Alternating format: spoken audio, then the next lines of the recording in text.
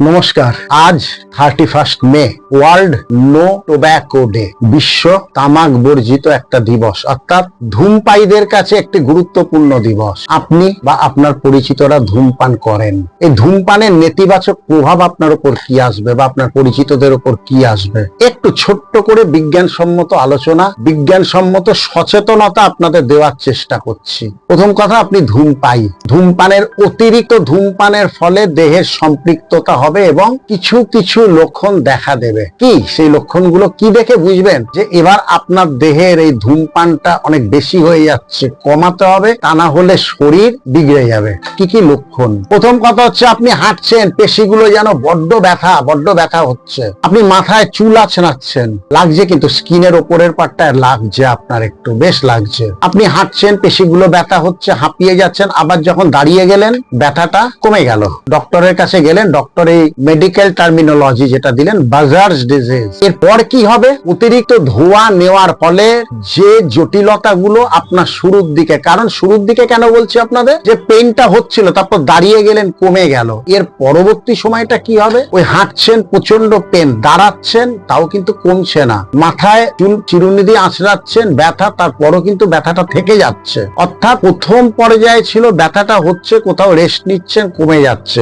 দ্বিতীয় পর্যায়ে অর্থাৎ আরো আর্লি স্টেপ চলে আসছে, কি না, কিন্তু ব্যথাটা কমছে না, অর্থাৎ আপনার সম্পৃক্ততা চূড়ান্ত জায়গায় গেছে ধূমপানের। আর এই যে লক্ষণটাকে, এটাকে কি বলা হয়? পেন অফ লডিকেশন। অর্থাৎ এইটা হচ্ছে একদম ধূমপানের আপনি সম্পৃক্ততার জায়গায় চলে এসেছেন। এবার কেন হচ্ছে, একটু যদি বিজ্ঞানটা যদি আপনারও জানা থাকে, আপনি কিন্তু অতি সহজেই ধূমপানটা থেকে নিজেকে বিরত রাখতে পারবেন। অর্থাৎ বিজ্ঞানটা কি হয়। আচ্ছা, আমি একটা জিনিস আপনাদের একটু সহজ উদাহরণ দিয়ে বোঝানোর চেষ্টা করি। বাড়িতে একটা আন্ডারগ্রাউন্ড ট্যাঙ্ক থাকে, একটা ওভারহেড ট্যাঙ্ক থাকে। আন্ডারগ্রাউন্ড ট্যাঙ্ক থেকে জল একটা পাইপ লাইন দিয়ে ওভারহেড ট্যাঙ্কে যাচ্ছে, আর সেখান থেকে নানা রকম পাইপ লাইনের মধ্যে দিয়ে সারা বাড়িতে ছড়িয়ে যাচ্ছে। এটাই তো হচ্ছে, তাই না? তো যখন এটা ছড়িয়ে যাচ্ছে সারা বাড়িতে, এইবার ধরুন জলে তো নোংরা থাকবেই, 1 বছর 1.5 বছর বাদে বাদে আপনার ওই পাইপ লাইনটাকে পরিষ্কার করতে হয়, ট্যাঙ্ক পরিষ্কার করতে হয়, না হলে ট্যাঙ্কের ময়লাগুলো পাইপ লাইনের মধ্যে দিয়ে যায়, আর পাইপ লাইনের যে ভেতরের ডায়ামিটার সেটা কমিয়ে দেয়। তার ফলে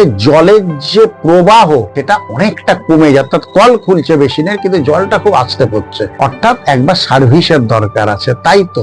আমাদের দেহটাও সেইটাই ভাবুন, ধমনী এবং শিরা। তো সেই ক্ষেত্রে কি হচ্ছে, যদি আপনি অতিরিক্ত ধূমপানের ফলে আপনার দেহে একটা নিকোটিন জমা পড়ছে। প্রথমে আমরা আসি যে ধমনীর না অ্যাকচুয়াল 3টে স্তর। প্রথমটাকে বলা হয় টিউনিকা অ্যাডভেন্টাসিয়া, দ্বিতীয় স্তরটাকে বলা হয় টিউনিকা মিডিয়া, আর তৃতীয় স্তরটাকে বলা হয় টিউনিকা ইন্টিমা। এবার কি হচ্ছে, ঠিক বাড়ির জলের পাইপ লাইনের মতোই জলের ফ্লো কমে যাচ্ছে, যেমন ঠিক এখানেও তাই। ওই যে ধমনীর মধ্যে নিকোটিনের আস্তরণ পড়ে যাচ্ছে বিভিন্ন স্তরের উপরে, তার ফলে কি হচ্ছে, ব্লাড যে প্রবাহ হচ্ছে, যে লাঙে যাবে, সেখান থেকে শুদ্ধ হয়ে সারা দেহে ছড়িয়ে যাবে, ব্লাডের যে প্রবাহ সেই ধারাটা বিঘ্নিত হচ্ছে, ব্লাডের যে গতি সেটা বাধাপ্রাপ্ত হচ্ছে যখন ভেতরে তার নিকোটিনের স্তর পড়ছে। তার ফলে পরিমাণ মতো ব্লাড যেতে পারছে না লাং, এবং সেখান থেকে সারা দেহ পরিমাণ মতো ব্লাড যতটা প্রয়োজন ছড়াতে পারছে না। আমরা তো একদম ছোটবেলায় বিজ্ঞানে যেটা জানি, রক্ত কি করে, আমাদের অক্সিজেন বহন করে, পুষ্টি বহন করে, গ্লুকোজ বহন করে, তাই না? তো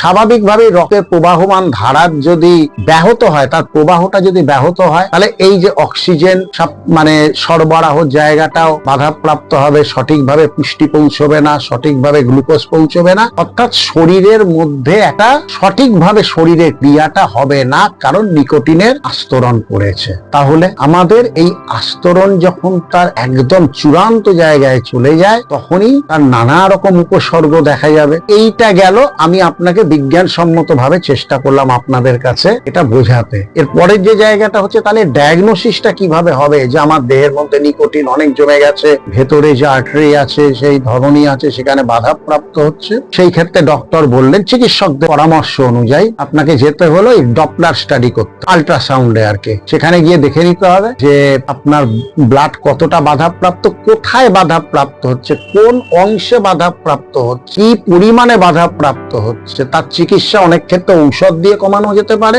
সেটাও না হলে শল্য চিকিৎসার সাহায্য নিতে হবে, অপারেশনের পথে এগোতে হবে, বাইপাস, ওই ধমনীটাকে বাইপাস করাতে হবে, নানা রকম উপায় আছে। অর্থাৎ জটিল থেকে জটিলতর দিকেই এগোচ্ছে শরীরটা। তাহলে আমরা এবার এবার যদি এর শেষের দিকটা, অর্থাৎ আমার কথা বলা শেষের দিকটায় আসি, যে এত কিছু ধূমপানের ফলের যে জটিলতা শরীরটাকে কষ্ট দেবে, জীবনের আয়ুটাকেও অনেকটা সীমায়িত করে দেবে, কি দরকার আছে? আমরা যদি একটু ধূমপানের বাইরে থাকতে পারি, যদি একটা সময়ের পর ধূমপানটা আস্তে আস্তে কমিয়ে, যারা ভীষণ ভাবে ধূম পাই, যদি তারা আস্তে আস্তে কমাতে পারেন, তাহলে তো শরীরের এই জটিলতাগুলো আমাদের মধ্যে আসে না। তাই আসুন না, আজ তামাক বিরোধী দিবসের দিন সচেতনতার চাবিটা আমি আপনাদের দিলাম। এই চাবিটা ব্যবহার করে আপনার তালা দিয়ে এই রোগটাকে আটকে দিন আপনার দেহতে। চাবি আমার আর তালাটা তো আপনার। তালাটা হচ্ছে ধূমপান বন্ধ করা তালা। চাবিটা দিলাম, তালাটা লক করে দিন, যাতে এই অসুখগুলো না দেহের মধ্যে ঢুকে পারে। তার জন্য একটাই সচেতনতা,